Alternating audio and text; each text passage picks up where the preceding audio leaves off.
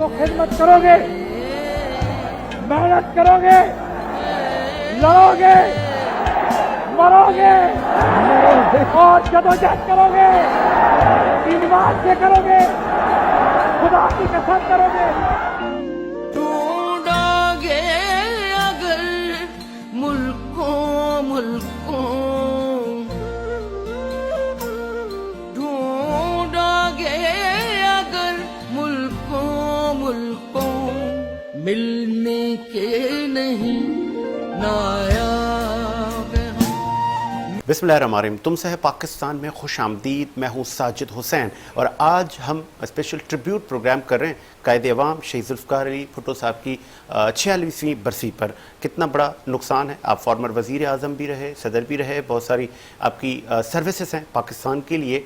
आज उनको ट्रिब्यूट दिया जा रहा है। एवरी ईयर लाड़काना में बड़ा जलसा करती है पाकिस्तान पीपल्स पार्टी, और न सिर्फ जलसा करती बल्कि उनकी पार्टी खून के एहतियात भी देती हैं, स्याह पट्टियाँ भी बांधते हैं। तो हर तरह से भुट्टो साहब की सर्विस को याद किया जाता है। फिर हमने देखा कि निशान पाकिस्तान से भी रियासत पाकिस्तान ने उनको नवाजा। उनकी जो फॉरेन पॉलिसी थी उनको अप्रिशिएट किया गया। आपके ज़माने में पाकिस्तान का सॉफ्ट इमेज पूरी दुनिया में हाईलाइट हुआ। आज भी हम आपकी ज़िंदगी पर रोशनी डालेंगे। मेरे साथ स्टूडियो में मौजूद हैं आप सीनियर जर्नलिस्ट के साथ साथ आप फाउंडर हैं PSF के, पाकिस्तान पीपल्स स्टूडेंट फेडरेशन के। किसी तारुफ के मोहताज नहीं, गाजी मीडिया के भी आप रुए रवा हैं। गाजी सलाउद्दीन साहब ने हमें ज्वाइन किया है। बहुत शुक्रिया सर गाजी साहब, आपने टाइम दिया। उनके साथ सीनियर जर्नलिस्ट निजी टीवी के ब्यूरो चीफ सैयद सज्जाद अली शाह ने ज्वाइन किया। बहुत शुक्रिया शाह साहब, आपने भी टाइम दिया। फ़ोन कॉल भी हमें लोग ज्वाइन करेंगे, वो बताएंगे कि जुल्फ़िकार अली भुट्टो साहब की कितनी खिदमात हैं। हम कोशिश करेंगे कि वक्तन कम टाइम में मैक्सिमम जो मौजू हैं हम उनको ज़ेर बहस लें। पहले गाजी सलाउद्दीन साहब, भुट्टो साहब की फ़ॉरेन पॉलिसी पर निशान पाकिस्तान, मतलब रियासत ने सरकारी तौर पर एडमिट कर लिया कि भुट्टो हीरो है, या मैं गलत प्रेटेक्ट कर रहा हूँ? हकायक तो इसके बरक्स हैं। हकायक ये हैं कि सुप्रीम कोर्ट ऑफ पाकिस्तान ने अपने फैसले के तहत इस बात को तस्लीम किया तो कि फांसी जो है वो जुडिशल मर्डर। सही। अब हम अगर सुप्रीम कोर्ट के मौजूदा फैसले को देखते हैं तो ये जो फैसला प्रेसिडेंट अवार्ड दे रहा है जो है वो जुल्फ़िकार अली भुट्टो की जो है वो आला तरीन खिदमात पर, नो डाउट जुल्फ़िकार अली भुट्टो की खिदमात पाकिस्तान के हवाले से, एटमी प्रोग्राम के हवाले से और इस्लामी सरबरा कॉन्फ्रेंस के हवाले से और पाकिस्तान की सालमियत के हवाले से जितने भी बड़े प्रोजेक्ट हैं, बड़े प्रोग्राम्स हैं, वो जुल्फ़िकार अली भुट्टो के ज़माने के और भुट्टो साहब के हैं, जुल्फ़िकार अली भुट्टो के हैं। तो वो एक अलग चीज़ है। लेकिन ये जो आपका सवाल है वो बिल्कुल इसके बरक्स दिखाई देता है। हालात जो मैं सुप्रीम कोर्ट का फैसला अलग है और सदर पाकिस्तान जो अवार्ड दे रहे हैं बीबी सनम साहबा को, वो बिल्कुल अलग है। अच्छा ठीक है, इस आगे भी बढ़ जाते हैं। और फिर भुट्टो साहब की इस्लामी सरबराही कॉन्फ्रेंस, उस वक्त क्या खित्ते को ज़रूरत थी और भुट्टो साहब ने ये महसूस किया कि एक मुस्लिम ब्लॉक बनाया जाए जिससे पाकिस्तान को बड़ा बेनिफिट होगा, इसको कैसे देखते हैं? देखिए, उस वक्त बहुत बड़ी ज़रूरत थी इस्लामी ब्लॉक बनाने की और जुल्फ़िकार अली भुट्टो ने जो इस्लामी ब्लॉक बनाने का फैसला किया वो आप देखें, इस्लामी सरबरा कॉन्फ्रेंस लाहौर में मुनक्किद हुई। 2 रोज़ा इस्लामी सरबरा कॉन्फ्रेंस जो लाहौर के शहर में मुनक्किद हुई, उसके मनाजिर अगर रूह परवर मनाजिर हैं। हाँ। और वो जो शाह फैसल आ रहे हैं, वो भूमिदीन आ रहे हैं, वो यासर अरफात आ रहे हैं, वो अनवर सादात आ रहे हैं, वो जो मकसद है कि कर्नल कजाफी आ रहे हैं। तो ये जो रूह परवर मनाजिर हैं उस पर पाकिस्तान के कौमी नगमे बज रहे हैं, हर एयरपोर्ट पर वो उतर रहे हैं और फिर ये मंजर हमें आज भी भूलते नहीं है। तो वो जो कॉन्फ्रेंस थी, उसी कॉन्फ्रेंस ने फैसला किया था कि इस्लामी जो है वो ब्लॉक बनना चाहिए, इस्लामी बैंक बनना चाहिए और इस्लामिक बम बनना चाहिए। जो हम लोग एटमी पावर बने, पाकिस्तान एटमी पावर बना, तो जो है वो इस्लामी पावर जो उस वक्त, ये सारे फैसले हुए और उसी से जो है वो हमने एक दुनिया की सबसे बड़ी सुपर ताकत को नाराज किया जुल्फ़िकार अली भुट्टो ने। यहीं से उनकी किस्मत का फैसला अच्छा तब्दील हुआ कि ये तो बहुत खतरनाक जो है वो लीडर जो है वो दुनिया को मिल रहा है, ये तो दुनिया का नक्शा ही तब्दील कर देगा। तो जुल्फकार अली भुट्टो का जो फैसला हुआ वो आपके सामने है कि 4 अप्रैल जिसका दिन हम मना रहे हैं 46वीं बरसवीं, तो वो फैसला हुआ कि जुल्फकार अली भुट्टो को जो है एलिमिनेट, नो मोर भुट्टो, नो मोर भुट्टो। अच्छा चले, तो भुट्टो साहब हाँ, ने नहीं, हाँ, भुट्टो साहब ने कोई ये लफ्ज- लफ्ज कहा अच्छा। कि मेरी पार्टी के मुतल्लिक कहा जाता है कि पार्टी खत्म हो गई। नो, मेरी पार्टी जिंदा है, मैं जिंदा हूं। हाँ। ये कौमी असेंबली में उसकी स्पीच थी। हाँ। भुट्टो जिंदा है, पीपल्स पार्टी जिंदा है और इस्लामी कंट्रीज जिंदा है। हम जो है वो उसको किसी सूरत में भी जो है वो गिरने नहीं देंगे। बहुत बहुत खूबसूरत बात की सलाउद्दीन साहब ने, और दीगर मेहमानों से भी हम इस पे बात करेंगे। इस वक्त में ज्वाइन किया है पीपल्स पार्टी की, आप सीनियर रहनुमा हैं, खातून रहनुमा है, अनिल अंसारी ने ज्वाइन किया। आप भी भुट्टो साहब की सर्विसेज पे बात करने के लिए स्टूडियो पहुंचे, बहुत शुक्रिया बीबी, आपने टाइम दिया। ठीक तरह से पहुंच गई अल्हम्दुलिल्लाह, चलें, अल्हम्दुलिल्लाह। चूंकि इस वक्त जो 4 अप्रैल है, बहुत सारे लोग लाड़काना की तरफ कोई रास्ते में है, कोई पहुंच चुके हैं, फिर एक गहमा गहमी है, उस गहमा गहमी पे भी आते हैं। शाह साहब, आप किस तरह याद कर रहे हैं भुट्टो साहब को आज 2025 में? 46 बरस गुजर गए और जियाले तो ये कहते नजर आते हैं कि हम जो 46 साल से कहते थे कि भुट्टो हीरो है, हीरो है, आज तस्लीम किया है सबने। देखिए माशाल्लाह, बिस्मिल्लाहिर्रहमानिर्रहीम, उन्होंने जो हमारे पाकिस्तान की अदलिया है, बहुत देर की मेहरबान आते आते उनको बहरहाल एक शहादत के रुतबे पे फाइज किया और एक फैसले ने जन्म लिया और उस फैसले के लिए अनथक मेहनत की गई, कोशिश की गई पीपल्स पार्टी की जानिब से। जुल्फ़िकार अली भुट्टो एक ऐसी शख्सियत के हामिल थे कि 5 जनवरी 1928 में लाड़काना में इनकी पैदाइश हुई, जागीरदार घराने में। 58 में इन्होंने सबसे पहले अयूब खान की पॉलिसी से बगावत की, 1958 में। तो आप एक ऐसे सियासी लीडर थे मेरी नजर में कि वो मुखालफत भी ऐसी करते थे कि जिस पे आवाम को कोई बेनिफिट हो, आवामी लीडर थे वो। उसी नक्शे कदम पे आज पीपल्स पार्टी के मैं देख रहा हूं कि तकरीबन शहीद मोहतरमा से लेके सभी लोग उस नक्शे कदम पे चलते हैं कि आवाम में रह के काम किया जाए। आवाम में रहना बड़ी बात है। नक्शे कदम पे शाह साहब, ये फिर बहुत सारे लोग कहते हैं वो भुट्टो की पार्टी अब नहीं रही, नहीं, वो नहीं। पॉलिसीज नहीं रही। नहीं, देखिए आइन आज भी आपके पास वही है, आप उससे तो मुनहरिफ नहीं हो सकते, हाँ, हाँ, या उस पर चलना छोड़ देंगे।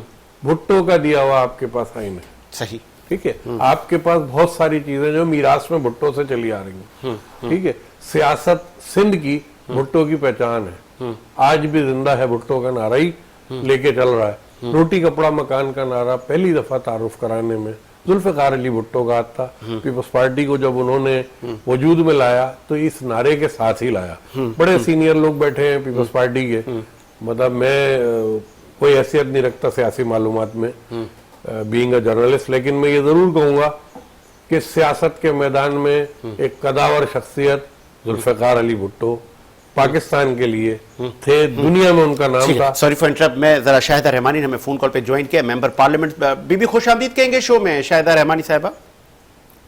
हेलो जी, आप सुन सकती हैं? जी बिल्कुल सुन सकते हैं। बीबी, 46वीं बरसी मनाई जा रही है, कायदे अवाम शहीद जुल्फ़िकार अली भुट्टो की खिदमात को आज भी याद किया जा रहा है। निशान पाकिस्तान भी दे दिया रियासत पाकिस्तान ने, किस तरह उनको याद कर रहे हैं आप? देखिए, शहीद जुल्फ़िकार अली भुट्टो एक ऐसी तारीख साज शख्सियत है पाकिस्तान की, जिन्होंने इस मुल्क के में न सिर्फ आवाम को बोलने का हक दिया, इस मुल्क को आइन, पार्लियामेंट और न्यूक्लियर पावर बनाया, पाकिस्तान से लोगों को पासपोर्ट का हक दिया, नेशनल आइडेंटिटी रीसी बनाकर, और यही नहीं बल्कि ओवरसीज पाकिस्तानी आज दुनिया भर में अपने खिदमात अंजाम दे रहे हैं और रेमिटेंस का बहुत बड़ा जरिया है। उसका क्रेडिट भी शहीद जुल्फ़िकार अली भुट्टो को जाता है। बड़े बड़े कारखाने और जितने भी इस मुल्क के अंदर डेवलपमेंट है वो सबसे तमाम क्रेडिट उस शख्सियत को जाता है जिसने पाकिस्तान को नाकाबिले तस्खीर बनाया। और आपने ये भी देखा कि उनको एक ना करदा गुनाह की सजा में सिर्फ इसलिए कि उन्होंने पाकिस्तान की आवाम का इमेज दुनिया भर में बनाया, पाकिस्तान का इमेज दुनिया में बुलंद किया, और उनको इन तमाम और खास तौर पे न्यूक्लियर पावर बनाने के जुर्म में जो उनको सजा दी गई और उन्हें तख्तेदार पे एक इनोसेंट शख्स को, वो भी शख्स जो कि पाकिस्तान के आवाम के दिलों की धड़कन था, उसे ना सिर्फ इख्तिदार से मुंतखब वजीर आजम को बरतरफ किया बल्कि उसे नाकर्दा गुनाह में एक झूठे मुकदमे में फंसाकर तख्तेदार तक पहुंचाया। और वक्त ने साबित किया कि वो बेगुनाह थे। आपको याद होगा कि 2012 में जब 11 में जब रेफरेंस दायर किया, सदारती रेफरेंस, और उसका जो अब फैसला आया, उसने ये इस पे मोहर लगा दी कि वो जो फैसला था पाकिस्तान की तारीख का बदतरीन स्याह तरीन फैसला था, जिसमें एक बेगुनाह शख्सियत को और एक ऐसी शख्सियत जो कि अवाम के दिलों में आज भी राज कर रही है, आज भी वो गड़ी खुदा बख्श से अवाम के दिलों के अंदर ना सिर्फ बस रही है। आप देखें कि लोग हर साल वालेहाना अंदाज से अपने हीरो को खिराज अकीदत पेश करने के लिए जाते हैं, और इस मर्तबा और ज्यादा जोशो खरोश से जा रहे हैं और भरपूर तौर पे ठीक है। एक आखिरी सॉरी फॉर इंटरप्ट, सॉरी बीबी, एक आखिरी सवाल। जिस तरह आपने कहा कि हीरो के इस्तकबाल के लिए हर साल आते हैं, रियली अप्रिशिएट। एक नाकदीन और मुखालफीन भुट्टो साहब पर एक दाग लगाया करते थे कि इधर तुम इधर हम, रियासत पाकिस्तान ने अब वो दाग धो दिया निशान पाकिस्तान देकर।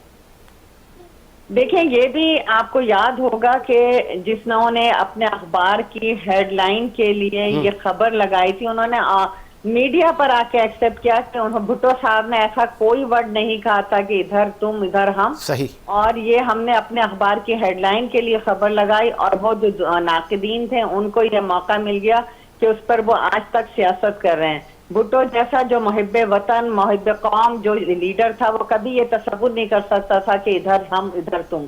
उसने आपने देखा कि वो तख्ते दार पे चढ़ गया, लेकिन उसने असूलों पे कभी समझौता नहीं किया। क्या बात। उसने जमहूरियत पे कोई कम्प्रोमाइज नहीं किया। ठीक है जी, बहुत शुक्रिया आपके कीमती वक्त का। मेंबर पार्लियामेंट शाहिदा रहमानी ने मौक़िफ़ दिया। अलीला अंसारी, आप किस तरह याद करिए जुल्फ़िकार अली भुट्टो साहब को हमसे बिछड़े 46 बरस गुजर गए। देखें, भुट्टो साहब वो शख्सियत हैं जो शख्सियत से ज़्यादा एक आइडियोलॉजी है, एक फ़िलासफ़ी है, जो ना सिर्फ पाकिस्तान पीपल्स पार्टी बल्कि पाकिस्तान के जो अब तक इस दौरे हाजिर तक सियासतदान हैं या गुजरे हैं और इंटरनेशनली भी जो है एक आइडियोलॉजी के नाम से जाने जाते हैं, एक फ़िलासफ़ी के नाम से जाने जाते हैं, जिन्होंने पाकिस्तान को एक ऑर्गेनाइजेशनल सेटअप दिया। जैसे अभी शाहिदा रहमानी ने भी कहा, यहाँ भी जो है वो गेस्ट ने कहा कि NIC दिया हमें कॉन्स्टिट्यूशन। सबसे बड़ी जो अहम चीज़ है, किसी भी मुल्क को चलाने के लिए ज़ाब्ता हयात की ज़रूरत है। 1973 का जो आइन है वो हमारा ज़ाब्ता हयात है, हमारी जिंदगियों का, हमारे राइट्स का सेफगार्ड जो चीज़ करती है वो 1973 का कॉन्स्टिट्यूशन है।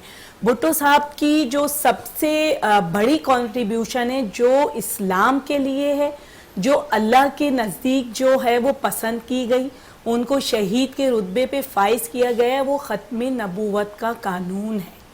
जिस तरह उन्होंने कादियानीस को जो है वो नॉन मुस्लिम डिक्लेयर किया और कहा कि अल्लाह के नबी के ऊपर नबूवत ख़त्म है, जो इसके ऊपर ईमान लाएगा वही मुसलमान है, तो वही उनकी सबसे बड़ी कंट्रीब्यूशन है।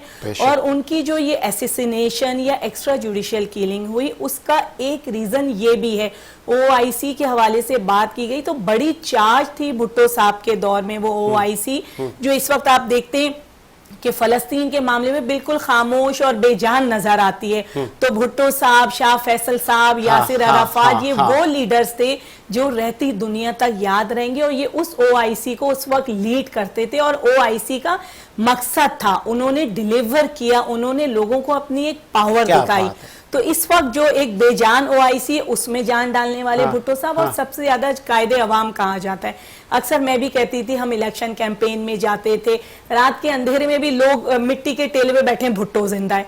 अरे भाई कैसे? वो कहते हैं हमारे दिलों में वो हमेशा जिंदा रहेंगे। हमें आइन उन्होंने दिया, NIC हमने दिया, हमें उन्होंने दिया, उसके बाद हज की मिनिस्ट्री, मतलब पाकिस्तान जब बना फर्स्ट इलेक्टेड वजीर आजम वो थे। ठीक है, मैं आता हूँ आपके पास। सलाउद्दीन साहब, अक्सर एक मुहावरा सुनते हैं कि बोलना सिखाया भुट्टो ने शऊर दिया, अवेयरनेस दी। उस वक्त इतनी अवेयरनेस नहीं थी पॉलिटिकली। क्या ये दुरुस्त तासुर है कि भुट्टो ने एक बड़ा इनकलाब बर्पा किया और उनकी पार्टी ने? बिल्कुल, इतना बड़ा इनकलाब जुल्फ़िकार अली भुट्टो लेकर आए, इससे बड़ा इनकलाब पाकिस्तान में हो नहीं सकता। आज आप सोशल मीडिया का जो इनकलाब देख रहे हैं ना, ये उसका तसलसल है। जुल्फ़िकार अली भुट्टो उसके बानी हैं।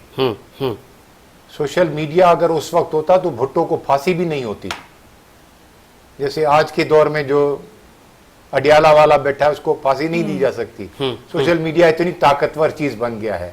सोशल मीडिया अगर सोशल एक मीडिया देव है, एक देव है अच्छा। जिसको अभी तक कंट्रोल नहीं किया जा सकता। खुल जा समसम नहीं है वो। ये दुनिया का एक बहुत बड़ा इनकलाब है जिसको रोका नहीं जा सकता किसी दीवार से, किसी जो है वो फायरवॉल से नहीं रोका जा सकता। ये चलेगा। जैसे बांग्लादेश में फायरवॉल लगी, हसीना वाजिद को बचाने में नाकाम रहे, एक हेलीकॉप्टर है उसको लेकर निकल गया। तो जुल्फकार अली भुट्टो जिन्हें जो इनकलाब, जो शऊर, जो बेदारी और जो नजरिया और जो लोगों में जो है एहसास, वोट देखें, वोट की अहमियत का एहसास ही नहीं था। वन मैन वन वोट का तस्वर जुल्फकार अली भुट्टो ने दिया, वरना ये था ही नहीं कि वन मैन वन वोट जो है वो क्या होता है। One man one vote, steel mill लगाना, NIC देना, पासपोर्ट बनाना, अपनी शनाख्त दुनिया में ले जाना, यहां से बैरून मुल्क जो है वो लोग गए और उन्होंने वहां पर जो है वो सर्विसेज की। ये सारा जुल्फकार अली भुट्टो के वक्त में हुआ है। एक छोटे से पीरियड में 3.5 साल जुल्फकार अली भुट्टो को मिले। वक्त से पहले वो 77 में इलेक्शन अनाउंस की और उस इलेक्शन में जो है वो PNA बन गया और PNA के बाद जो सारा सिलसिला हुआ वो आपके सामने है। उसको एक ऐसे झूठे केस में बनाया गया जिसमें वो मौजूद ही नहीं था, सरजमीन पे भी नहीं था, उसकी कोई समरी भी नहीं है, उसकी कोई समरी पर आर्डर भी नहीं है कि इसको जो है वो एलिमिनेट कर दें आप। ऐसा कोई कुछ भी नहीं था। एक FIR थी, उस झूठी FIR की बुनियाद पर Zulfikar Ali Bhutto prime minister of Pakistan, उसको जो है वो मौलवी मुश्ताक ने जो है लाहौर हाई कोर्ट ने फांसी पर चढ़ा दिया। तो एक अलमिया था जिसको सुप्रीम कोर्ट ने जो है वो गलत करार दिया और सुप्रीम कोर्ट ने अपने ही फैसले को, अपने ही जो है वो कलीग्स के फैसले को धो दिया। ये था इनकलाब जो भी उसका तसलसल है, चल रहा है। हाँ, तो ये वो मौलवी मुश्ताक के लिए भी कहते हैं कि उनके साथ भी कुछ अच्छा नहीं हुआ। वो उसके साथ अच्छा कैसे होगा? अल्लाह का तो अपना जो है वो सिस्टम फैसला है ना। अल्लाह तो जो है वो अल्लाह के फैसलों के सामने तो कोई ठहर नहीं सकता। और उसकी जब पकड़ होती है तो ऐसे होती है कि जब मक्खियों ने हमला किया मौलवी मुश्ताक पर तो उसके जनाजे को उठाने वाला कोई नहीं था। लोग आए, 4 जो है वो उनको वो पहनाया गया, प्लास्टिक के जो है वो खोल पहनाए गए और वो उन्होंने आकर उठाया। वो प्लास्टिक के अंदर भी चले गए। 4 आदमी जो है उसमें मक्खियां जो है वो उनके गले में चली गई, कान में चली गई, उन्होंने काटा और वो वहां पर ही हलाक हो गए। बाद में कहते हैं, मैंने वो तो स्टोरी पढ़ी थी और लोग जो वहां पर मौजूद थे वो बताते हैं कि मक्खियां जो हैं वो कई रोज तक उनके कब्र पर डंग मारती रही थी। अल्लाह, ये था अल्लाह का अजाब या इंसाफ कहें, इंसाफ। ये अल्लाह जब आ जाता है ना जलाल में, हाँ, अल्लाह जलाल में जब आ जाता है। एक में कॉल ले लूं, सेनेटर ज्ञानचंद साहब ने ज्वाइन किया। सर खुशामदीद कहेंगे सेनेटर ज्ञानचंद साहब। थैंक यू सर जी, 46 बरस गुजर गए, कायदे अवाम शहीद जुल्फकार अली भुट्टो अवाम की कहते हैं महबूब लीडर थे, वो जो अवाम से उनको छीन लिया गया, आज उनको फिर याद किया जा रहा है, उनकी सर्विसेज पर रोशनी डाली जा रही है, उनको खराज तहसीन मेरा चैनल पेश कर रहा है, एवरी ईयर करता है। आप किन अल्फाज में उनको याद कर रहे हैं? मैं समझता हूं कि पाकिस्तान में जुल्फकार अली भुट्टो के जैसा कोई लीडर पैदा ही नहीं हुआ। जुल्फकार अली भुट्टो वो लीडर था जिसने डूबती हुई कौम को उन क्राइसिस से बाहर निकाला और फिर उसने पूरी दुनिया में उस कौम का एक वकार बहाल किया। पूरी दुनिया के थर्ड वर्ल्ड को और मुस्लिम वर्ल्ड को लीड किया और उनको वकार में एक इजाफा किया। जुल्फकार अली भुट्टो ने लोगों को एक भरोसा दिया, लोगों का वो आवाज बने। जुल्फकार अली भुट्टो ने जो मुल्क के बेआइन को एक कॉन्स्टिट्यूशन दिया, एक तरतीब दी, एक आइन दिया। जुल्फकार अली भुट्टो ने जमहूरी जदोजहद का बुनियाद रखा और उसको अपनी जान देकर भी अपने वकार को और अपने मुल्क को और जमहूरी जदोजहद को बरकरार रखा। तो जुल्फकार अली भुट्टो ने एटमी पावर पाकिस्तान को बनाकर हमेशा के लिए नाकाबिल शिकस्त बना दिया। जुल्फकार अली भुट्टो ने इस्लामी कॉन्फ्रेंस बुलाकर दुनिया को इस्लामिक पावर का, इस्लामिक एक एटम बम का एहसास दिलाया कि अगर मुस्लिम सब इकट्ठे हो जाएं तो दुनिया के बहुत सारे मसाइल का हल भी हो सकता है और दुनिया में सबसे ताकतवर एक कौम के तौर पर उभर सकते हैं। जुल्फकार अली भुट्टो ने लोगों को रोजगार के वसाइल देने के लिए दुनिया के दरवाजे खुलवा दिए। तो जुल्फकार अली भुट्टो पे जब हम बात करते हैं तो जुल्फकार अली भुट्टो ने बहुत ही अगर उनकी कामयाबियों को देखा जाए बहुत ही थोड़े वक्त में बहुत सारा काम किया और खास तौर पे उसने जो लोगों को आवाज दिया जिसकी वजह से वो उनके जाने के बाद MRD की तहरीक भी चली तो लोगों को ये एहसास हुआ कि ये मुल्क उनका है और उन मुल्क के लिए वो कुछ कर सकते हैं। ठीक है, सॉरी फॉर इंटरप्ट सेनेटर साहब, मुझे जिस तरह मैं जब उनको स्टडी करता हूं तो मेरे सामने एक ये भी लम्हा आता है कि भुट्टो साहब को कहा कि ये मर्सी पिटीशन साइन करें और आप चले जाएं, लेकिन उन्होंने कहा नहीं, मैं ये मर्सी पिटीशन साइन नहीं करूंगा, मैं तारीख में जिंदा रहना चाहता हूं। तो ये मेरे लिए बड़ा एक मतलब मुझे ये चीज बड़ा टच करती है मेरे दिल को कि वो क्या फीलिंग्स होंगी, वो क्या जज्बात होंगे। जिंदगी तो सबको प्यारी है, आप कोई ऐसा लम्हा शेयर करेंगे जो आपके दिल को छूता हो? देखिए, जुल्फकार अली भुट्टो की पूरी जो लाइफ थी वो भी एक करिश्माती लाइफ थी। उनका हर यूं कहा जाए कि हर लम्हा जो था वो एक करिश्माती लम्हा था और याद करने जैसा था। जुल्फकार अली भुट्टो हमारे जैसे दूर दराज इलाकों में भी आए और उन्होंने लोगों को जाना पहचाना। हमारे यहाँ एक कापड़ी खान खोसो थे, मिपो खास आए तो उन्होंने एक आम सा बंदा था, उसके लिए उन्होंने आवाज उठाई। जुल्फकार अली भुट्टो ने 71 की वार में जो हमारा इलाका चला गया था, वो जो हम मैदान जंग में जो इलाका हार चुके थे वो इलाका हम टेबल पे वो जुल्फकार अली भुट्टो जीत कर वापस आए बगैर शीशे का गिलास तोड़े। तो जुल्फकार अली भुट्टो ने तो हर लम्हे पे किसी भी जुल्फकार अली भुट्टो जब अक़वाम मुत्तहिदा में गए तो वो उनकी आज झलकियां हम देखते हैं कि कमाल है। उनको चैलेंज करके उठा के भाई यहाँ पे बैठने का मेरा कोई तुक नहीं बनता, मैं टाइम जाया नहीं करना चाहता हूँ, मैं जाता हूँ वापस में लड़ूंगा और कश्मीर के लिए लड़ूंगा। क्या बात है। तो जुल्फकार अली भुट्टो ने हर महज पे एक ऐसा निशाना छोड़े हैं जो इस कौम को अब लीड कर रहे हैं। क्या बात और ठीक हमेशा के लिए लीड करते रहे। ठीक है जी, बहुत शुक्रिया आपके कीमती वक्त का। सेनेटर ज्ञानचंद साहब ने भी रोशनी डाली भुट्टो साहब की जिंदगी पर। मुझे प्रोड्यूसर साहब ब्रेक करें, ब्रेक के बाद आते हैं और तुमसे पाकिस्तान स्पेशल आप देख रहे हैं और एक ब्रेक लेते हैं, ब्रेक के बाद हाजिर होते हैं। तो खिदमत करोगे, मेहनत करोगे, लड़ोगे, मरोगे और जदोजहद करोगे, ईमान से करोगे, खुदा की कसम करोगे। ढूंढोगे अगर मुल्कों ढूंढोगे अगर मुल्कों मिलने के नहीं नायाब हम। तो खिदमत करोगे, मेहनत करोगे, लड़ोगे, मरोगे और जदोजहद करोगे, ईमान से करोगे, खुदा की कसम करोगे। ढूंढोगे अगर मुल्कों ढूंढोगे अगर मुल्कों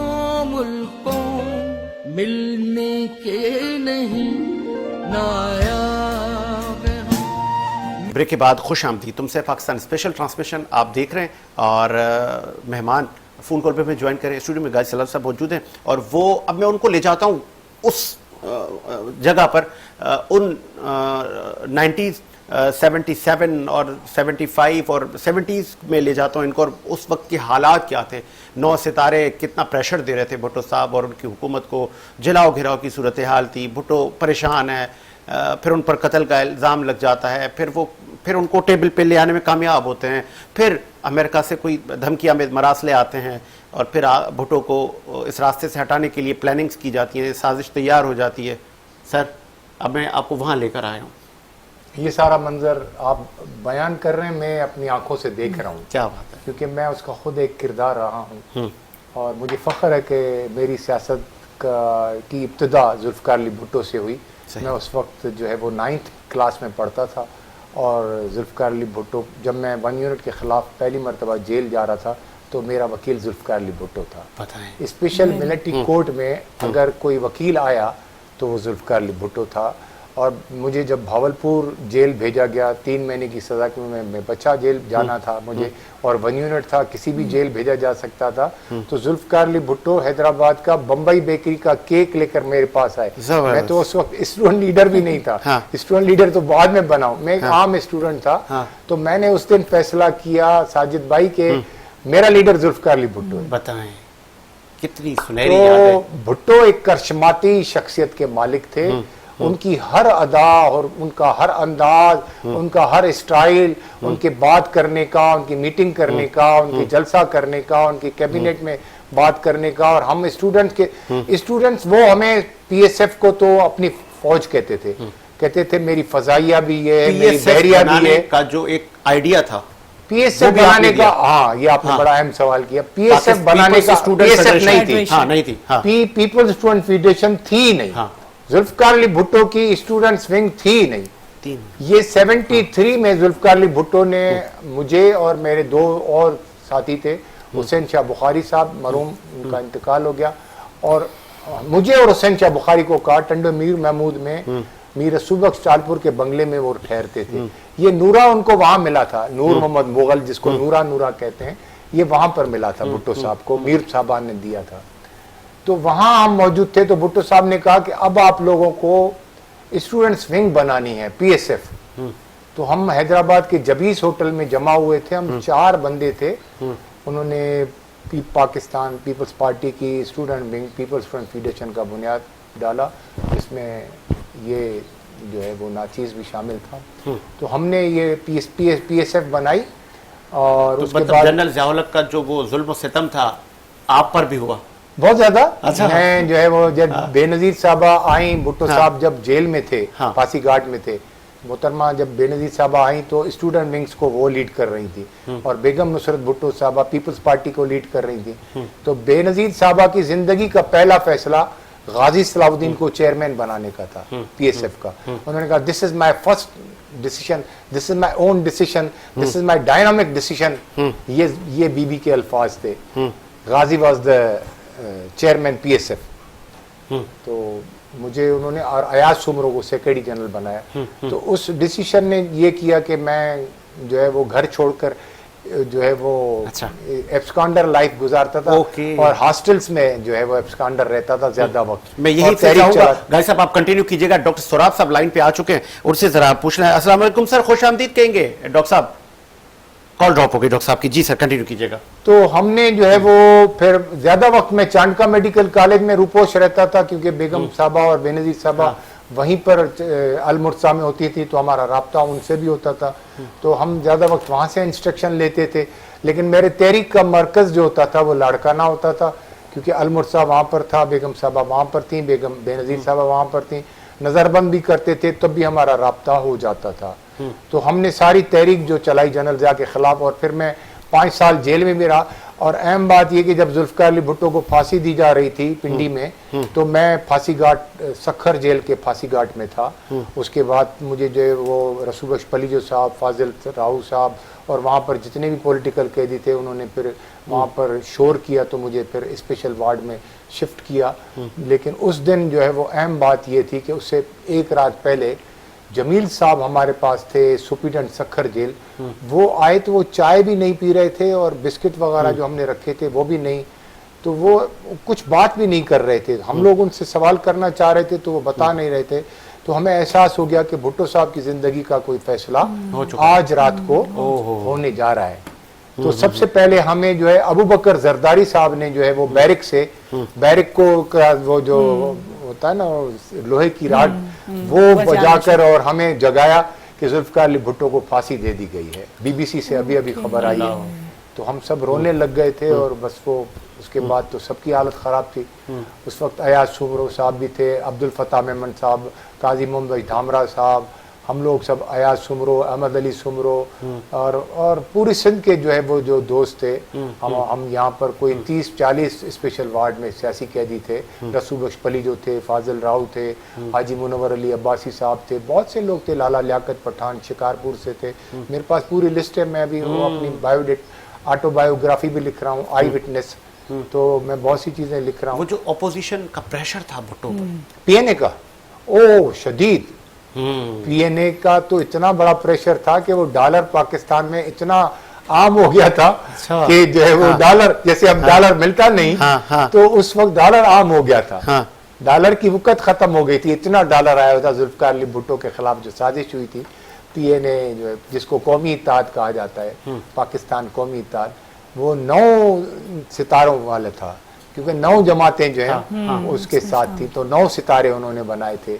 तो 9 सितारों का इत्तेहाद जुल्फ़िकार अली भुट्टो को टेबल पे लाने में कामयाब हुए, हो गए, मुज़ाकरात हो रहे थे। और जिस दिन सिग्नेचर्स होने थे 5 जुलाई 1977 को, उसी दिन जनरल ज़िया-उल-हक ने मार्शल लॉ लगा। ओके, मतलब पीछे कुछ और पक रहा था। भुट्टो सियासी बसीरत रख कर इनको लेकर आ गए थे टेबल पर आ गए थे। आखिरी मुज़ाकरात थे और सिर्फ अब सिग्नेचर्स साइन होने थे, मतलब ड्राफ्ट तैयार हो चुका था। हम नए इलेक्शंस की तरफ जा रहे थे, क्योंकि ये लोग कह रहे थे कि भुट्टो साहब कह रहे थे कि आप जिन जिन जगहों पर धांधली की बात करते हैं वहां हम दोबारा बाय इलेक्शन करवा देते हैं। तो मौलाना मुफ्ती महमूद साहब जो है वो मौलाना फजल रहमान साहब के वालिद साहब वो पीएनए को लीड कर रहे थे, और प्रोफेसर गफूर साहब जो है जमात इस्लामी के, वो सेक्रेटरी जनरल थे। और फिर प्रोफेसर गफूर साहब शायद बीमार हुए थे, तो रफीक बाजवा साहब को जो है वो उन्होंने सेक्रेटरी जनरल बनाया था पीएनए का, जिसको फिर पीपल्स पार्टी ने तोड़ लिया था रफीक बाजवा को। फिर प्रोफेसर गफूर साहब दोबारा आ गए थे। तो इस तरह पीएनए जो है वो काम कर रहा था। तो पीएनए ने जो है वो पूरी कोशिश, पीएनए की जो टीम थी, ये टीम भी बड़ी अहम थी। जुल्फ़िकार अली भुट्टो, मौलाना कौसर नियाजी और अब्दुल हफीज पीरजादा साहब, ये पाकिस्तान पीपल्स पार्टी की तरफ से, गवर्नमेंट की तरफ से जो है वो मुज़ाकरात कर रहे थे। और वहां से 3 थे, वो मौलाना मुफ्ती महमूद साहब, प्रोफेसर गफूर साहब और नवाबजादा नसरुल्लाह खान, ये 3 थे। ये हिस्ट्री है। और इन्होंने 4-5 जो है वो दौर मुज़ाकरात के हो चुके थे। इसी दरमियान जुल्फ़िकार अली भुट्टो अचानक गैर मुल्की दौरे पर चले गए। सही। और वो रशिया गए थे। सही। रशिया और मुख्तलिफ ममालिक के दौरे पर चले गए थे, जिससे जो एक गलतफहमी पैदा हुई कि भुट्टो साहब जो है वो सीरियस नहीं है मुज़ाकरात के हवाले से। लेकिन ऐसी बात नहीं थी। उस वक्त कोई इंपॉर्टेंट, कोई दुनिया का कोई इशू चल रहा था, मेरे जहन में नहीं आ रहा है कोई इशू ऐसा था जिसमें जुल्फ़िकार अली भुट्टो का मशवरा दरकार था, क्योंकि जुल्फ़िकार अली भुट्टो साहब जो है वो इस्लामी जो है वर्ल्ड को जो है वो लीड कर रहे थे। सही, ठीक। इस हवाले से उनका मशवरा दरकार था। लेकिन 5 जुलाई 1977 को जब ये जो है ड्राफ्ट पर साइन होने थे दोनों पीएनए के और पाकिस्तान पीपल्स पार्टी के, तो जो है वो मार्शल लॉ बदकिस्मती थी भुट्टो साहब की। और फिर लाइन कट गई। और फिर लाइन कट गई। हाँ। और फिर शाह साहब सैयद सज्जाद अली फौरन पॉलिसी पर उनको निशाने पाकिस्तान से भी नवाजा गया भुट्टो साहब। और वो आप जब वजीर खारजा थे तो वो कहते हैं नौजवान वजीर खारजा, फिर जब अभी बिलावल साहब बने थे तो कह रहे थे कि जी वो अब वही तसलसल है। भुट्टो साहब की फॉरेन पॉलिसी को कैसे देख रहे हैं आप? देखिए, भुट्टो साहब ने फॉरेन पॉलिसी से ही इख्तिलाफ किया था अयूब खान की, और उसी इख्तिलाफ के बाद जो है ना मामला खराब हुए थे। भुट्टो साहब शुरू से सियासी जंग लड़ रहे थे। कोई ऐसा नहीं था कि उन्होंने अचानक किसी सियासी जंग को, अच्छा, सबको डील कर लेते थे। भुट्टो साहब वाई अमेरिका क्यों नाराज हो गया? वो इतना भुट्टो वहाँ उनका हर्ष क्यों थे कि वो, मैं जब पढ़ता हूँ तो वो कहते हैं कि व्हाइट एलिफेंट को मैं एक लात से गिरा दूंगा, और भुट्टो इतना अमेरिका के लिए क्यों इतना वो हो गए थे? वही तशनगी रह जाएगी। हाँ, कि 71 में जब पाकिस्तान क्राइसिस हुए, 2 लख्त हो गया 71 के बाद, 16 दिसंबर को जुल्फ़िकार अली भुट्टो ने दोबारा से पाकिस्तान को खड़ा किया, और सदर पाकिस्तान और वजीर आजम दोनों ओहदों पर रहे। तो देखें, अमेरिका को ये परेशानी थी कि ये टूटा हुआ पाकिस्तान भुट्टो ने आखिर क्यों जिंदा कर दिया, आखिर क्यों इसको तंदुरुस्त और तवाना बना दिया। और फिर 74 में अचानक ही जो है वो एटमी प्रोग्राम रोल कर दिया, और उसके बाद उन्होंने जो है इस्लामिक कॉन्फ्रेंस का मामला किया। तो ये सब चीजें नागवार गुजर रही थी। तो इन चीजों के होते हुए इशू क्या बनाया गया, 77 का इलेक्शन और उसकी धांधली। वो इशू बना के 9 जमाते हल निशान लेके रहेंगे पाकिस्तान का नारा लेके सियासी इनकलाबियों को उतार दिया। और उतारने के बाद इस हद तक बात बढ़ी कि मौका मिल गया ज़िया-उल हक को मार्शल लॉ लगाने का। गिरफ्तारी हुई और हैंग कर दिया गया। मुख्तसर सी कहानी थी, लेकिन पूरी जिंदगी एक सियासी जद्दोजहद। देखें ऑक्सफोर्ड यूनिवर्सिटी, बर्कले यूनिवर्सिटी, ये तालीमी काबिलियत की इंतहा देखें, ऐसा शख्स आपने गवा दिया, उसके बाद फिर आपने बेनजीर गवा दी। उनकी भी तालीमी काबिलियत देखें। ऐसे लोगों की पाकिस्तान को जरूरत है। आप मुझे बताएं कौन से सियासतदान की क्या एजुकेशन है? हाँ, सही कहा आपने। ऐसे लोग पाकिस्तान की जरूरत है। मैडम अंसारी, अनिला अंसारी साहब, चूंकि आपका पाकिस्तान पीपल्स पार्टी से ताल्लुक है और फिर खवातीन के लिए बड़े आपके काम हैं, बेनज़ीर साहिबा हों, आपकी लेडी हेल्थ वर्कर प्रोग्राम हो, फर्स्ट वुमेन बैंक हो, पीपल्स पार्टी खवातीन के लिए बड़ा काम करती है। मैं उस पर तो जब बेनज़ीर साहिबा के प्रोग्राम मुतादिद हमने इस पर रोशनी डाली, लेकिन भुट्टो से वो बेनज़ीर साहिबा सीख रही थी, वो उनके साथ जाया करती थी। लेकिन चूंकि आज शहादत का दिन है भुट्टो साहब की, मैं चाह रहा हूँ कि उन्हीं की लाइफ पर हम रोशनी डालें। तो भुट्टो साहब एक नौजवान वज़ीर ख़ारिजा, फिर वो इस तरह लेके उस अपनी मिनिस्ट्री को चलते हैं और वो उस वक्त मतलब 70s में दुनिया भर में बड़े बड़े लीडर पैदा हुए, जिसमें Bhutto is one of them. आप उनकी फॉरेन पॉलिसी को कैसे देखते हैं? देखिए, उनकी फॉरेन पॉलिसी जो रही, उसके बाद जैसे अभी बात हुई कि चेयरमैन बिलावल भुट्टो जब फॉरेन मिनिस्टर बने तो बड़े एक्टिव और बिल्कुल नाना को उन्होंने जो है ना वो फॉलो किया, नाना की पॉलिसीज को की। जैसे अभी पहले भी हमने बात की कि भुट्टो साहब एज ए फॉरेन मिनिस्टर ना सिर्फ पाकिस्तान बल्कि इंटरनेशनल लेवल पे जो मुख्तलिफ हमारे ममालिक थे, जिसमें Libya, Saudi Arabia, Iran, Iraq, सब के साथ उन्होंने बहुत अच्छे जो है वो ताल्लुकात बहाल किए और पाकिस्तान को एक रिकग्निशन दी इंटरनेशनल लेवल के ऊपर। और वो एक अच्छे और डेयरिंग लीडर माने जाते थे इंटरनेशनल लेवल पे। लोग उनको बुलाते थे कि आप आए, हमारे साथ खड़े हो। ओआईसी की जैसे हमने बात की, ओआईसी को एक्टिव करने में उनका एक बड़ा हाथ था पॉलिसीज को। अब वही देखें, अमेरिका की आंखों में वही चीजें खटकती थी कि इसी तरह आप देखें भुट्टो साहब की एसिसिनेशन हुई, शाह फैसल की हुई, यासिर अराफात की है कि भुट्टो, जुल्फ़िकार अली भुट्टो कायदे अवाम वाकई अमेरिका के लिए खतरा थे। बिल्कुल थे, क्यों नहीं थे। देखिए, पाकिस्तान जो है जब बना, जिन हालात के तहत, दो नजरिए के तहत को अमेरिका जैसे, मेरा ख्याल है अभी भी वही हालात हैं, कोई इतने अच्छे नहीं है, तो उनकी नज़र में जो है वो पाकिस्तान खटकता था, खटकता है, रहेगा। और फिर उसके बाद देखिए भुट्टो साहब बहुत तेजी से पाकिस्तान को लेके चल रहे थे। एक छोटी सी अगर हम बात करें कि आजिर और अजीत को उन्होंने एक कमरे में बिठा दिया कि आप बैठें, दोनों अपने मसाइल के ऊपर बात करें। 2 दिन 3 दिन उनको बिठा के रखा कि जब आप उठेंगे तो अपने मसले के साथ उठेंगे। एक बंदा जो उनका काफिला गुजारा है, शाह फैसल भी उनके साथ है, चाय वाला बंदा है, वो उसने पूरा रास्ता ब्लॉक किया हुआ है, वो बैठे हैं उसके साथ चाय पिए। तो आप ये देख लें कि जो पाकिस्तान के छोटे छोटे मैटर्स को कैटर कर रहे हैं, देख रहे हैं, अवाम को जमहूरी शऊर दे रहे हैं। तो इंटरनेशनल फॉरेन पॉलिसी इतने हाईली क्वालिफाइड बंदे की, जो जिनके पास लॉ की डिग्री भी है, जो ऑक्सफोर्ड से भी है, और उनकी अपनी जो करिस्मेटिक पर्सनालिटी है, एक विजन था, रियल लीडर वो थे, एक डेयरिंग लीडर थे। तो उन्होंने ना सिर्फ पाकिस्तान में बल्कि इंटरनेशनली उनकी जो फॉरेन पॉलिसी, अगर इस वक्त पाकिस्तान में उस फॉरेन पॉलिसी को पढ़ा जाए, उसको जो है अपने लिए एक रेडी रेफरेंस रखा जाए, तो मेरा ख्याल है कि पाकिस्तान का इंटरनेशनली इमेज बढ़ेगा। बहुत बहुत खूबसूरत बात की गाइस साहब। कम अरसा और फिर चैलेंज बहुत। उस वक्त तारीख का सबसे बड़ा सैलाब भुट्टो ने फेस किया। पाकिस्तान की सबसे बड़ी स्टील मिल, एशिया की सबसे बड़ी स्टील मिल भुट्टो साहब ने पाकिस्तान में, जो कि आज उसका नामो निशान मिटता जा रहा है। अब वो शायद वो कहते हैं ना, ये हाथी बस अब नुकसान देगा, है ना। उस पर भी मैं चाहूँगा रोशनी डालें। कम अरसे में इतनी ज़्यादा तरक्की, खुशहाली, पूरी दुनिया से आंख मिलाना, एटॉमिक एनर्जी बनाना, हम घास खाएंगे, एटम बनाएंगे, ये कैसे मुमकिन है? और फिर आज जब इस 2025 में हम बैठे हैं तो यहाँ पे आईटी है, टेक्नोलॉजी है, जिद्दत है, क्या वो स्पीड है आज? डायनामिक लीडर थे।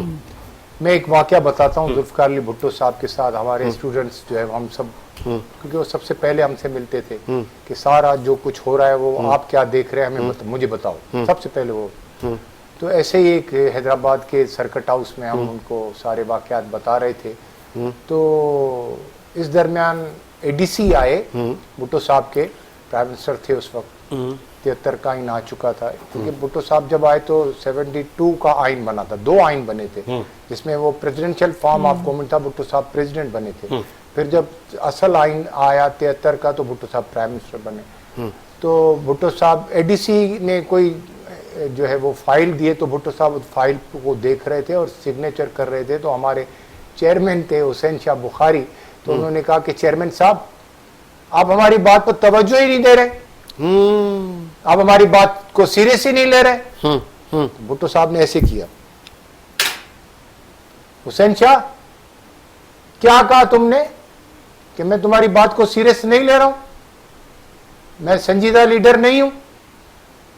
हुसैन शाह जो जो तुमने कहा ना वो सारा मैं बताता हूं तुम्हें। हुसैन शाह ने जो बातें की थी वो सारी चेयरमैन साहब ने बताई और कहा कि ये एडीसी आया है इस्लामाबाद से और ये इमरजेंसी में मुझे फाइल दस्तखत करने, जहाज खड़ा हुआ इसमें वापस को जाना है, तो मुझे ये फैसले भी करने हैं जो इमरजेंसी में हैं। तो जुल्फकार अली भुट्टो एक साथ वो कई जगहों पर जो है वो काम कर रहे होते थे, हमने उनको कई जगह पर ऐसा देखा है। क्या बात है। जब वो सिंध रेजिमेंट बना रहे थे तो हमें उन्होंने कहा कि आज शाम को आप टंडू मोहम्मद खान आएंगे, तो हम सब गेस कर रहे हैं। मौला बख्श चांडू कह रहा है कि हमें क्यों प्राइम मिनिस्टर ने बुलाया है, मैं कह रहा हूँ हमें क्यों प्राइम मिनिस्टर ने बुलाया है, हुसैन शाह कह रहे हैं हमें क्यों प्राइम मिनिस्टर ने बुलाया, हम गेस कर रहे हैं लेकिन किस जगह पर पहुंच नहीं पा रहे हैं।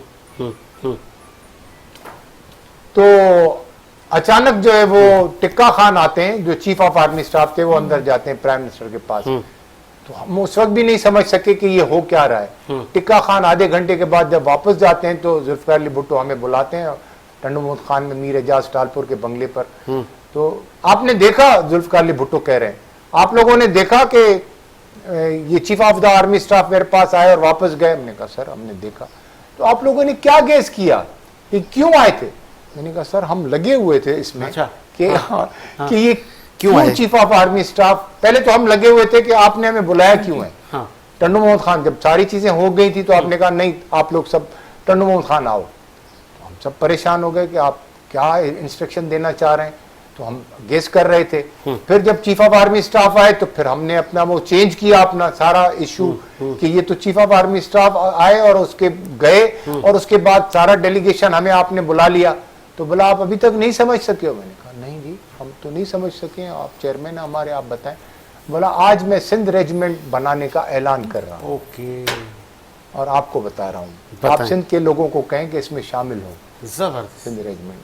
तो ये चीजें हमारे सामने हुई हैं, लोग तो इसको ख्वाब की तरह देखते हैं, हमने तो जो है वो अपने जिंदा आंखों से देखा है और मैं उसका आई विटनेस। डायनामिक लीडर, ऐसा लीडर आपको दोबारा नहीं मिलेगा। चले एक प्रोड्यूसर साहब एक ब्रेक का कह रहे हैं और इसके बाद हमारा लास्ट ब्रेक, और लास्ट ब्रेक में मौजूदा पीपल्स पार्टी, क्या भुट्टो की वही नजरियात कार वही पॉलिसीज उसी का तसलसल है, या कि अब वो कहते हैं ना इन राहों में हम भटक गए हैं कहीं, या कि वाकई सदर मुमलिकत आसिफ अली जरदारी जो कि कोरोना में मुब्तला हैं, आपकी तबीयत नासाज है, आपने उस तसलसल को बरकरार रखा। आपसे पहले बेनज़ीर साहिबा ने लीड किया, फिर आपने 17th amendment, 18th amendment, 58 two B का खात्मा, आपने बड़े कारनामे किए। क्या ये वही सब कुछ चल रहा था जिसकी बुनियाद जुल्फकार अली भुट्टो ने डाली थी? ब्रेक लेते हैं, ब्रेक के बाद आते हैं। तो खिदमत करोगे, मेहनत करोगे,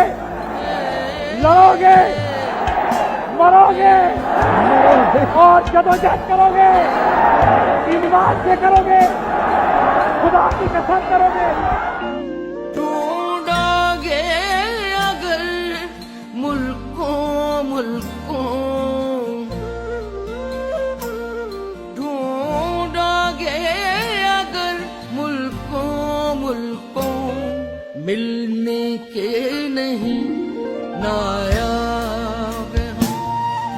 तो खिदमत करोगे, मेहनत करोगे, लड़ोगे, मरोगे और जदोजहद करोगे, ईमान से करोगे, खुदा की कसम करोगे।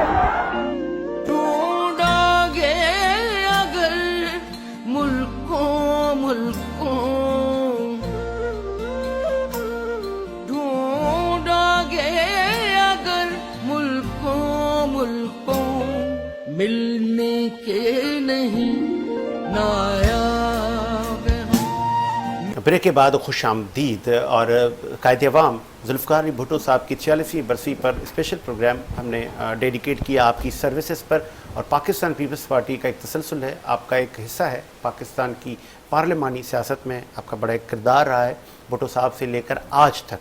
तो आज तक का जो ये वर्ड है, अब हम आते हैं इस पर कि कितनी वैल्यू ऐड की भुट्टोस के बाद, बेनज़ीर के बाद सदर जरदारी साहब की एक बड़ी एक काविशें हैं, उन्होंने जो कुछ आवाम के मफादात में अमेंडमेंट्स की हैं, हाँ उस पर भी तो कहते हैं ना, बोलने वाले तो बोलते हैं कि यार ये इस पर भी कुछ अभी चीज़ रह गई, लेकिन मानने वाले मानते भी हैं कि 18th अमेंडमेंट वक्त की ज़रूरत थी।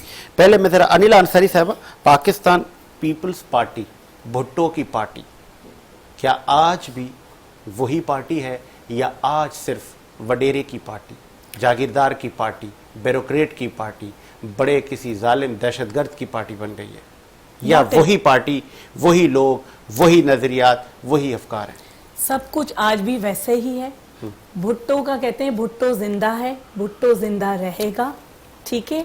अब अगर आप बात करते हैं दहशतगर्दी का, तो हमसे कहीं दूर दूर तक ताल्लुक नहीं है, बल्कि हम तो वो पार्टी है, हम वो पार्टी हैं जो दहशतगर्दी का शिकार हुई। हमारी बीबी बेनजीर भुट्टो दहशतगर्दी का शिकार हुई। आप ये देखें कि हमारे पास वो डेयरिंग लीडर्स हैं, भुट्टो साहब, बीबी शहीद, जिन्होंने अपनी जान की परवाह ना करते हुए वो पाकिस्तान आई, उन्हें रोका गया कि आपकी जान को खतरा है। तो दहशतगर्दी के तो हम खुद विक्टिमाइज लोग हैं, तो दहशतगर्दी से हमारा कोई ताल्लुक नहीं। देखें, जरदारी साहब ने बीबी शहीद की शहादत के बाद पाकिस्तान खपे का नारा लगाया।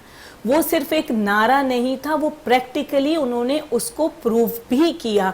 उस वक्त पाकिस्तान बड़े एक बुरे दौर से गुजर रहा था। सॉरी फॉर इंटरप्ट, एक नारा अभी जीडी और दीगर लोग लगा रहे हैं जो आपके मुखालफीन हैं, वो खप्पे का मतलब ये कि बराए फरोख्त और नहरें बराए फरोख्त, 6 नहरें बराए फरोख्त, पीपल्स पार्टी ने ये कहा है। बिल्कुल ऐसा नहीं। देखिए, पीपल्स पार्टी का आप देखें कि गुज़श्ता कई वक्त से पाकिस्तान पीपल्स पार्टी ही 6 नहरों के लिए जो है सबसे ज्यादा आवाज बुलंद कर रही है, प्रोटेस्ट करिए। आप देखें, आप मीडिया में रहते हैं, आपको अंदाजा नहीं है, आपको अंदाजा नहीं है। नहीं, मुझे ये पार्टी के जो है वो जो हमारे चेयरमैन है, को चेयरमैन या चेयरमैन जरदारी साहब, उन्होंने अपनी प्रेसिडेंटशिप में जो है वो 24 को जुलाई को जो है वो उस पर दस्तखत किए हैं। ये बनाए 6 नहरें क्या बनाए, ये सारा जो है वो ग्रीन प्रोग्राम जो है उस पर दस्तखत किए हैं कि इस पर जल्दी इम्प्लीमेंट होना चाहिए, जल्दी इम्प्लीमेंट किया जाए। उनके ट्विटर जो है वो और अब हुकूमत भी अकाउंट पर आ गया है, अब आपकी ही हुकूमत है। आज किसके खिलाफ है? आज की दी न्यूज की स्टोरी पढ़ लें आप। अच्छा, वो मेरी नजरों से नहीं गुजरी। किसके खिलाफ है ये? देखिए, एहतजाज यही है कि हम 6 नहरों पे नहीं निकालने देंगे, नहीं करने देंगे। ऐसा होगा, देखिए कालाबाग बिल्कुल रुकेगा और आप देखेंगे जल्दी जो है वो प्राइम मिनिस्टर ऑफ पाकिस्तान भी इस पे ऐलान करेंगे और पाकिस्तान पीपल्स पार्टी अपना स्टैंड ले चुकी है।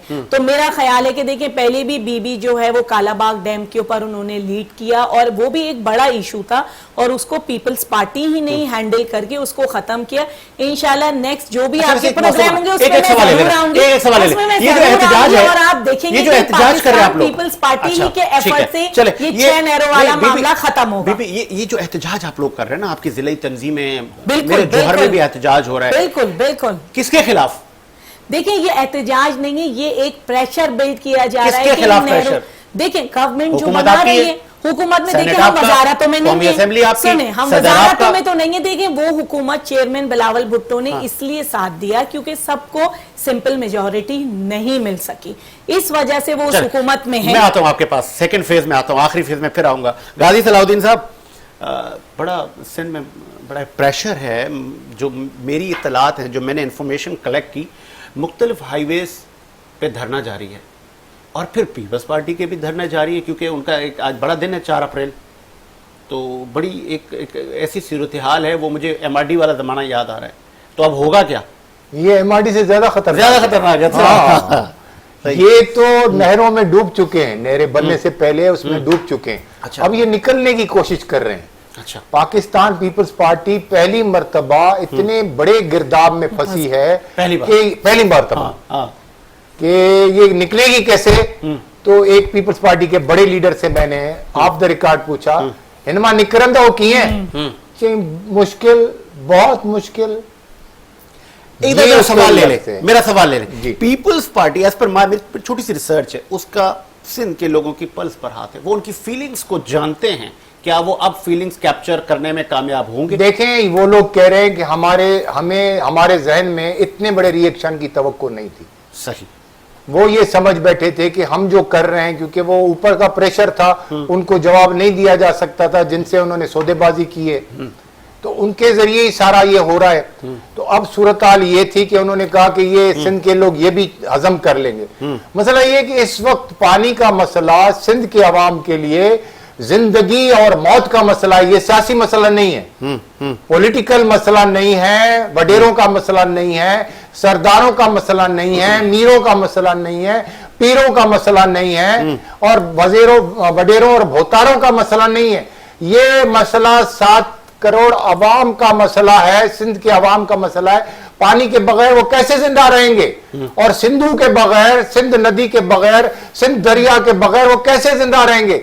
इस दरिया का नाम ही सिंध पड़ा है, सिंध का नाम ही इससे है, तो उसके बगैर तो हमारी जिंदगी बेकार है। इसलिए गांव गांव, घर घर, शहर शहर जुलूस निकल रहे हैं, और वो बगैर किसी के, कोई जैन शाह के साथ है या कोई पलीजो के साथ है या किसी और के साथ है, ये किसी के साथ नहीं, ये सिंध के साथ है। अच्छा। पीपल्स पार्टी सिंध में इसलिए कि वो वफाक की नुमाइंदा जमात थी और वाहिद नुमाइंदा जमात थी सिंधियों की, सिंध की, कि जो है वो वफाक में सिंध के मफादात का तहफ़्फ़ुज़ करती थी।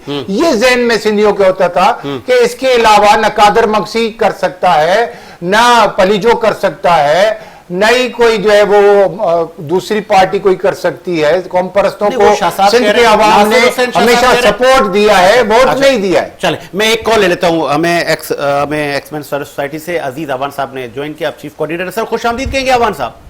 जी जी, बहुत शुक्रिया साजिद भाई। अवान साहब, 4 अप्रैल भुट्टो साहब को खराज तहसीन पेश किया जा रहा है। जुल्फकार अली भुट्टो की आज योम शहादत है, मैं चाहूंगा उस पर भी आप रोशनी डालें। दूसरा इंपॉर्टेंट जिसमें आपको अपने बीपर पर लिया है वो ये कि सिंध सरापा एहतजाज है, 6 नहरें निकल रही हैं, दरिया सिंध से पानी जा रहा है, दरिया सड़कें अभी भी एहतजाज का मंजर पेश कर रही हैं हाईवेज वगैरह पे। क्या कहेंगे, ये क्या हो रहा है?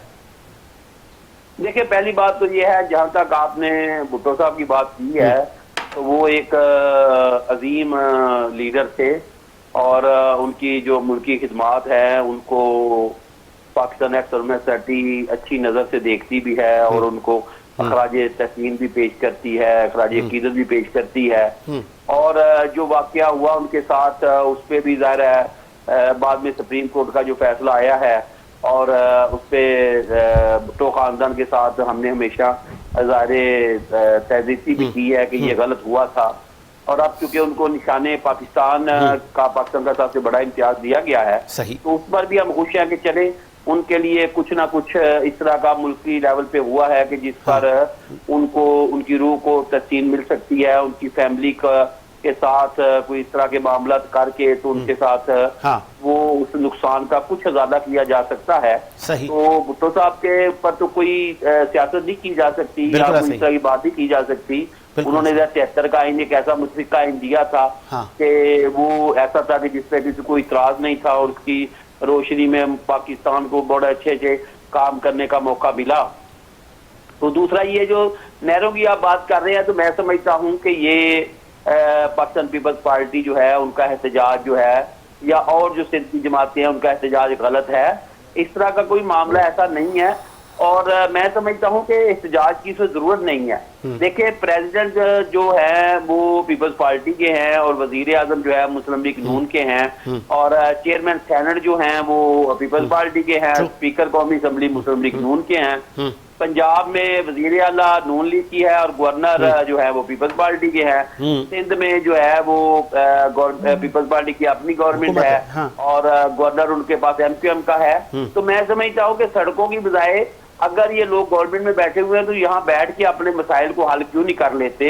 अगर एक दूसरे के ऊपर तफाजात है या ये जो समझते हैं कि ये जो नेहरू का फैसला गलत है, तो इनको सड़कों की बजाय, इस तरह के जलसे जुलूस करने की बजाय, बदमज़गी फैलाने की बजाय, इनको आपस में बैठ के ये मामला हल करने चाहिए। और वफाकी गवर्नमेंट को भी इसके ऊपर देखना चाहिए, पंजाब की गवर्नमेंट को भी देखना चाहिए, और उनको ये नहरें निकालने से पहले पाकिस्तान पीपल्स पार्टी और सिंध के लोगों को जवाब देना चाहिए। और मैं समझता हूँ कि इससे किसी को भी कोई नुकसान नहीं होना चाहिए। Really appreciate. एक आखिर में मुझे ये भी बताइएगा, चूंकि ईद गुजर गई और वो ईद जो गुजर गई वो खान साहब की बानी पीटीआई की जेल में गुजर गई, क्या अब एवरीथिंग्स ओके? अब पीटीआई के लोग पार्लिमानी सियासत पे बिलीव करेंगे? अब कोई खदशा तो नहीं है आगे कोई फिर स्ट्राइक और फिर हड़ताल और फिर बड़े मामला? देखिए, आप पाकिस्तान तहरीक-ए-इंसाफ से कोई भी तवक्को किसी वक्त भी कर सकते हैं। खुसूसन जो बानी पीटीआई है, हाँ। उससे तो आप कभी भी ये तवक्को ना रखें कि वो किसी एक फैसले पे खड़े होंगे। उनके तो हर मुलाकात पे फैसले चेंज होते हैं, हर मुलाकात पे वो बंदे अपने चेंज कर देते हैं, तो फैसलों पे कैसे कायम रहेंगे? और जो पार्लियामेंट उनकी सियासत है उनके लोग कर रहे हैं और वो करते रहेंगे। बाकी रह गया बानी पीटीआई का फैसला जो है वो करना है अदालतों ने, उनके ऊपर केसेस है, अदालतें उनको बरी करती हैं तो वो आ जाए। अगर वो ये भी बताते जाइएगा सर, मैं चूंकि प्रोग्राम से हट करे, वो नोबेल प्राइज के लिए नाम मुंतखब हुआ था खान साहब का, वो खबर क्या झूठी है? देखिए, इस तरह की फेक खबरें जो है वो चलती रहती है और वो उनमें कोई सदाकत नहीं है। बाकी बहुत सारे, कभी उनको वाइस चांसलर बना दिया जाता है, कभी उनको नोबेल इनाम दे दिया जाता है। मैं कह रहा हूँ सब कुछ भी उनको मिल जाए, जब तक 9 मई की वो माफी नहीं मांगेंगे, 9 मई के मुकदमे में उनको सजा नहीं होगी, उस वक्त तक किसी चीज का कोई मुदावा नहीं है। चाहे वो नोबेल इनाम ले ले, चाहे वो वाइस चांसलर बन जाए, चाहे वो कुछ भी बन जाए, चाहे वो रिहा भी हो जाए और मुकदमा में, ये जो 9 मई का मुकदमा है इसके ऊपर कतई कोई माफी नहीं मिलेगी। इसके ऊपर उनको सजा होगी या उनको कौम से माफी मांगनी पड़ेगी। बाकी चीजें जो हैं वो मैं नहीं उस पर कुछ कहना चाहता, लेकिन मैं अभी इतना कहना चाहता हूँ बतौर chief organiser Pakistan x party कि ये 9 मई पर कोई माफी की गुंजाइश नहीं, कोई माफी नहीं। बहुत शुक्रिया आपके कीमती वक्त का साहब ने अपना मौक़िफ़ दिया। शाह साहब, आज की पाकिस्तान पीपल्स पार्टी, भुट्टो की पीपल्स पार्टी, जो पीपल्स पार्टी पंडाल सजाती है हर लाड़काना उनकी बाजार पर, और फिर वहाँ पे दुआएं होती हैं, वहाँ पे खराज तहसीन पेश किया जाता है भुट्टो को। आज हम भी उनकी सर्विस में बात करें, लेकिन अमली तौर पर भुट्टो तो 46 साल गुजर गए, हमसे बिछड़ गए। आज उनके नवासे और नवासी और फिर जरदारी साहब, इनकी उस पर चल रही है, ये सब वही है, ऐसा ही है। भुट्टो ने यही ख्वाब देखा था, यही उनकी मेहनत थी कि आगे ऐसे ही लेके जाना है। देखिए, एक मजबूत पाकिस्तान पीपल्स पार्टी जुल्फ़िकार अली भुट्टो ने दी, उसके बाद मोहतरमा ने जो है जिस गोद में परवरिश पाई, अपने वालिद को फॉलो करते हुए चारों सूबों की जंजीर वाकई बना दिया। आज मैं देखता हूं कि पीपल्स पार्टी जो है वो महदूद हुई है। जरदारी साहब की फहम और फरासत की वजह से मामला बेहतर हुए, पीपल्स पार्टी खड़ी हुई। लेकिन ये जो वाकया जिसको आप अभी लेके चल रहे हैं और जो मैं इनके मुंह से सुन रहा था, ये नेहरू वाले मसले पे इतनी बड़ी मतलब एक लेगेसी है पीपल्स पार्टी की, वो क्यों नहीं अवाम को एंटरटेन कर पाए और फिर आज सरापा एहतजाज, अवाम और बिलीव ही नहीं कर रही है पीपल्स पार्टी। उसी तरफ आ रहा हूँ कि एक इतना बुरा वक्त जब जो है वो कारकुन और जियाले नहीं संभाल रहे थे, और उस वक्त जरदारी साहब ने एक बोल्ड एक्शन लेते हुए एक बेहतरीन इकदाम उठाया और उसके बाद उन्होंने एक जगह किया, पाकिस्तान खपे का नारा लगाया, तो वो अपना एक मजबूत सूबा किला जिसको कहते हैं पीपल्स पार्टी का, उसके वोटर की तजलील कैसे कर सकते हैं एक साइन करके, और अगर कर दिए, अगर कर दिए बकौल इनके कर दिए उन्होंने साइन और ये हो गया दबाव में, तो दबाव का आज इल्जाम ये लगा रहे हैं, कल पूरा सूबा सिंध लगाएगा, और क्या वाकई दोबारा पीटीआई वाली सूरत हाल हो जाएगी कि अगेंस्ट एस्टेब्लिशमेंट सूबा सिंध खड़ा हो जाएगा? मतलब ये सियासत मेरी समझ में नहीं आई ना, अभी मुझे इस बात के मैं मुतमईन हूँ, अभी किसी को भी समझ नहीं आई। सारा मंजरनामा धुंध में है, ये कहा जा रहा है, दस्त में है। क्योंकि आखिरी के हमारे पास 4 मिनट है। गाजी सलाउद्दीन साहब, मैं चाहूंगा इन 4 मिनटों में ऐसा मैसेज जाए अवाम को कि वो जो आपने जिस तरह का धुंध है, पिक्चर क्लियर नहीं है, कुछ आपकी एक्सपीरियंस, आपकी जहानत, वसी तजुर्बे से कुछ पिक्चर क्लियर हो जाए कि होने क्या जा रहा है। देखें, अभी तो कुछ समझ में किसी को भी नहीं आ रहा है, क्योंकि बलूचिस्तान के हालात बहुत खराब हैं और अभी खराबी की तरफ और जा रहे हैं, क्योंकि सरदारी सिस्टम वहाँ पर ख़त्म हो रहा है और नई लीडरशिप सामने आ रही है। तो सरदार अपनी सर्वाइवल के लिए भी लॉन्ग मार्च के लिए निकल खड़े हुए हैं। वहाँ की सूरत हाल, KPK में तालिबान का असर जो है वो बढ़ता जा रहा है, वहाँ की सूरत हाल भी अच्छी नहीं है कोई, ठीक है ना। तो पंजाब की सूरत हाल आपके सामने, वहाँ सुबह उनसे भी संभला नहीं जा रहा है। वहाँ PTI और मुस्लिम लीग नून की एक जंग जो है वो इंटरनल बड़े छिड़ गई है। और इसके अलावा भी जो है वो पीपल्स पार्टी और जो है वो नून की भी जंग छिड़ गई है। अभी जब सदर साहब आसिफ अली जरदारी साहब पंजाब के दौरे पर लाहौर पहुंचे तो उनके बैनर्स जो है वो चीफ मिनिस्टर के कहने पर पूरे शहर से हटा दिए गए, आप देखें। और वो चीफ मिनिस्टर जो है वो उनको एयरपोर्ट पर जो है वो रिसीव करने भी नहीं गई। ये वही मंजरनामा था जब बेनजीर साहब आती थी तो नवाज शरीफ नहीं जाते थे। आप उस मंजरनामे को और इस मंजरनामे को देखें, ऐसा ही है। तो पीपल्स पार्टी और मुस्लिम लीग का जो झगड़ा है ये अंदरूनी खाना अभी तक वही है, क्योंकि एक जहन जो है वो कारकुन का मिजाज दोनों पार्टियों का वो नहीं मिल रहा है, कयादत का मिल रहा है। देखिए पावर पॉलिटिक्स और पॉपुलर पॉलिटिक्स में साजिद भाई एक छोटी सी हल्की सी लकीर है। हाँ, आसिफ अली जरदारी साहब जो है वो पावर पॉलिटिक्स कर रहे हैं, जुल्फकार अली भुट्टो और मोहतरमा बेनजीर भुट्टो पॉपुलर पॉलिटिक्स कर रही थी। पॉपुलर पॉलिटिक्स और पावर पॉलिटिक्स में बड़ा जमीन आसमान का फर्क है। आप कहते हैं जरदारी साहब बहुत जबरदस्त काम, बिल्कुल आज की सियासत में जरदारी साहब जैसा सियासतदान आपको मिलेगा ही नहीं, तोड़ जोड़ का मास्टर, पावर पॉलिटिक्स का मास्टर। पॉपुलर पॉलिटिक्स में आज वो सिर्फ एक सिंध तक महदूद हुआ है और सिंध वो अभी इस केनालों के मसले पर आपके हाथों से निकली जा रही है, आप उसको संभालें। आप तो अस्पताल के जो है वो बन गए मरीज और सिंध जो है वो केनालों की मर्ज में मुब्तला हो गई। तो अब इसको सिंध को कैसे निकाला जाए, इसीलिए मैं कह रहा हूं कि फिलहाल सारी चीजें डस्ट में हैं, अभी कुछ दिखाई नहीं देगा। चंद हफ्तों के बाद आपको थोड़ी बहुत चीजें सामने नजर आएंगी जिसका मैं इज़हार नहीं करना चाहता। अच्छा। बहुत सी चीजें हैं जो आपको दिखाई देंगी, मंजर पर आएंगी, स्क्रीन पर आएंगी, सियासी पर्दा सीमी पर आपको दिखाई देंगी। अभी आप इसको इसी तरह चलने दें, अभी बहुत सी चीजें जो है वो मार्केट में आएंगी। कबल अज़ वक्त गाजी साहब ने आज की सूरत डिस्क्लोज नहीं की और फिर आज कायदे अवाम शहीद जुल्फ़िकार अली भुट्टो को हमसे बिछड़े 46 बरस गुजर गए, लेकिन उनकी सियासत, उनकी सर्विसेज जो पाकिस्तान के लिए आज भी उनको तीसरी नस्ल भी देख रही है और उसको स्टडी कर रही है। और भुट्टो साहब की ज़िंदगी पर लोग PhD कर रहे हैं और उनको देख रहे हैं कि मुहिब वतन लीडर था जिसने कम अरसे में हमें एशिया की सबसे बड़ी स्टील मिल दी, हमें एटमी ताकत बनाया, एक ताकत का जो एक तवाज़ुन था उसको बरकरार किया। फिर इस्लामी सरबराही कॉन्फ्रेंस के आज भी जब हम मंजर देखते हैं तो हमारे रोंगटे खड़े हो जाते हैं। तो उस वक्त क्या सूरत हाल होगी जब हम पैदा भी नहीं हुए थे। तो हमें इस तरह के रोल मॉडल लीडर से इसकी पाकिस्तान को बड़ी ज़रूरत है और उम्मीद है कि हमारी ये जो सर्विसेज जो उनकी थी जिस पर हमने रोशनी डाली, इस पर न सिर्फ आप बल्कि जिस जहाँ तक जिन समातों का हमारा प्रोग्राम गया होगा आपका बड़ा फ़ायदा होगा। और कोशिश थी इन्फॉर्मेटिव इसको बनाया जाए ताकि आपका कुछ फ़ायदा हो सके, कुछ नई इन्फॉर्मेशन मिल सके। गाजी सलाउद्दीन ने उस वक्त पे वो चले गए जब वो बचपने में थे, जब उन्होंने स्टूडेंट पॉलिटिक्स का आगाज़ किया था और फिर उस वक्त के क्या माहौल थे, कितनी सख्तियाँ थी जो भुट्टो ने फेस की बिल आखिर। और आज भुट्टो हमें नहीं है, आज उनकी बातें, उनकी तकारीर, उनकी सर्विसेज, उनके कारनामे ही ज़िंदा है। इसी उम्मीद के साथ मेरा मुल्क शादाबाद रहे। मुझे साजिद हुसैन को इजाज़त दीजिए, मुलाकात होगी नए प्रोग्राम के साथ। अल्लाह हाफ़िज़। तो खिदमत करोगे, मेहनत करोगे, लड़ोगे, मरोगे और जदोजहद करोगे, ईमान से करोगे, खुदा की कसम करोगे। ढूंढोगे अगर मुल्कों ढूंढोगे अगर मुल्कों